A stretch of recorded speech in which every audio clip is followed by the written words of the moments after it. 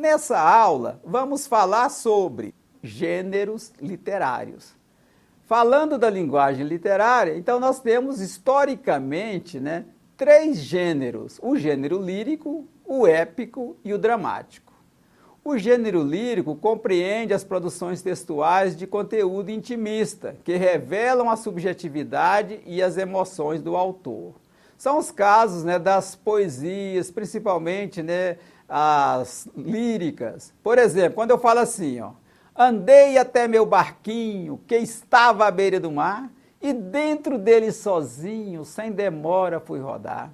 Enquanto o barco descia, calmo, calmo em seu vagar, em mim o coração batia, com medo de navegar. Esse trecho desse poema revela que ele é do gênero lírico, pois traduz os sentimentos intimistas do seu autor. O gênero épico compreende as obras narrativas que desenvolvem enredos, evidenciando acontecimentos diversos, situações do cotidiano ou fatos grandiosos inerentes a um determinado povo ou herói. O gênero dramático, como a própria palavra indica, é aquele que coloca atores em cena representando uma situação ou um fato qualquer. Exemplos de obras de cada um desses gêneros. Gênero lírico, nós temos a ode, que é uma poesia de exaltação, elegia, que é uma poesia de tom triste, o idílio, que é uma poesia com temas pastoris, canções, tipo essa que eu recitei um trecho dela, acalanto também, e balada, acróstico, que é aquela poesia que você coloca o nome de cima embaixo, dentro da poesia, e o soneto, que é o mais importante desse gênero. O soneto é uma composição poética de 14 versos, sendo duas estrofes de 4 versos e 2 estrofes de 3 versos.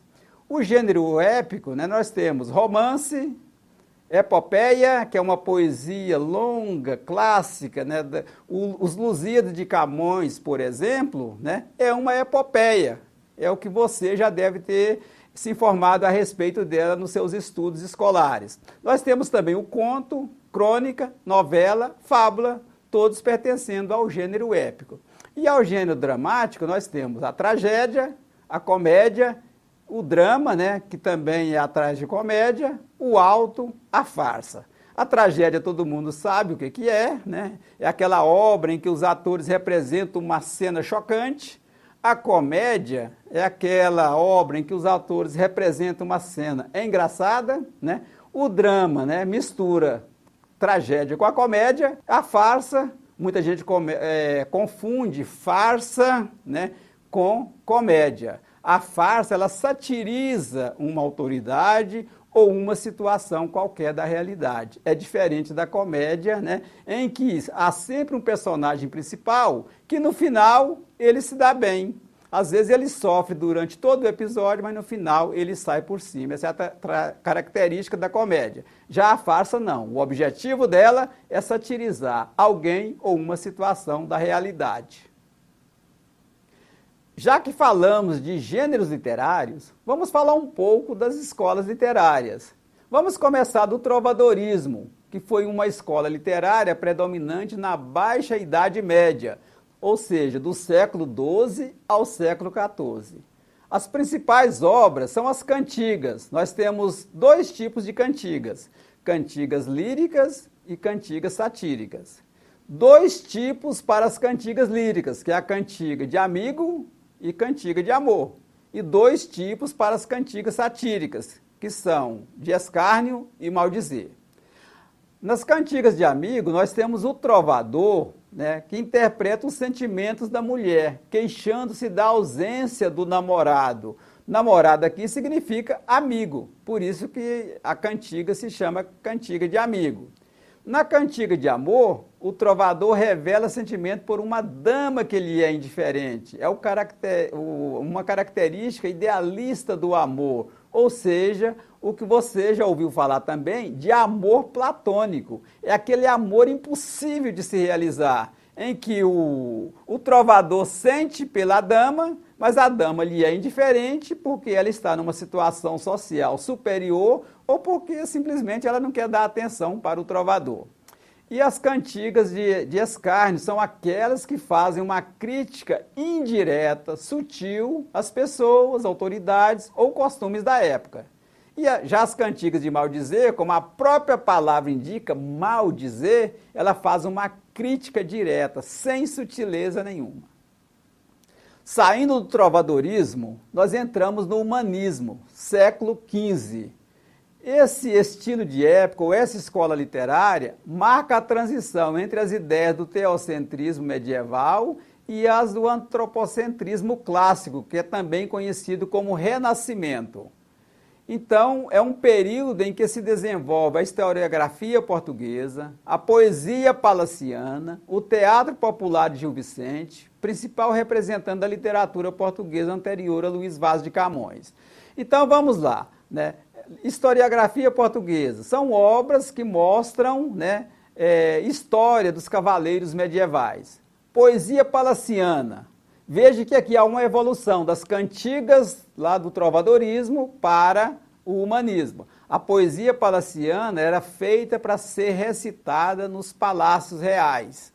O teatro popular de Gil Vicente foi desenvolvido também, né, e ele se passava na realeza, nas cortes portuguesas, e tinha também uma função satírica. Ele criticava muito costumes da época e também autoridades.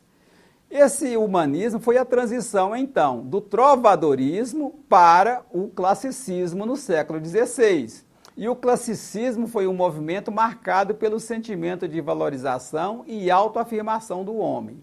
Foi um período de grande turbulência religiosa com as ideias reformistas de Martinho Lutero, que causaram a divisão da igreja e deram origem ao protestantismo. Os principais representantes do classicismo português são Sá de Miranda, João de Barros, né, Fernão Mendes, Luís Vaz de Camões, que é o mais importante. E o Camões se tornou importante porque escreveu poemas líricos, épicos, né, e também outros tipos de literatura. Bom, saindo do classicismo, nós tivemos, nesse período, a chegada dos portugueses ao Brasil. Então, nós temos uma escola literária chamada também de quinhentismo brasileiro, porque os portugueses chegaram ao Brasil em 1500. E essa escola literária do período de 1500, ela é chamada também, né, de escola literária informativa ou de catequese. A informativa foi na primeira metade do século XVI. Ela tinha a finalidade de informar as autoridades portuguesas sobre a realidade brasileira e sobre a natureza brasileira. Ela é mais informativa, feita pelos cronistas europeus que aqui chegaram. Então isso aconteceu na primeira metade do século XVI. E tivemos na segunda metade do século XVI a literatura dos jesuítas, quando eles chegaram aqui para catequizar os índios e também para ensinar a língua portuguesa e incutir neles os valores religiosos. O objetivo dos jesuítas, então, era catequizar, educar os índios. Então essa literatura tinha uma finalidade didática e pedagógica. Os principais representantes dessas duas escolas são Pero Vaz de Caminha, com a carta a El Rei Dom Manuel, e Padre José de Anchieta, com suas poesias, canções, hinos, sermões, autos, com a finalidade educacional. Chegamos então ao Barroco brasileiro, século XVII. Essa escola ocorreu no Nordeste, mais especificamente na Bahia, porque o foco econômico da colônia era lá no Nordeste.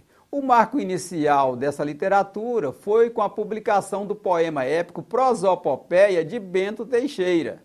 Os principais autores, né, do Barroco brasileiro são Gregório de Matos, na poesia, e Padre Antônio Vieira, com seus discursos, sermões e carta. Observação: o Barroco é considerado o início da literatura nacional, porque o que tivemos antes foi literatura dos europeus produzidas no Brasil. Aqui não, aqui começa realmente brasileiros produzindo literatura.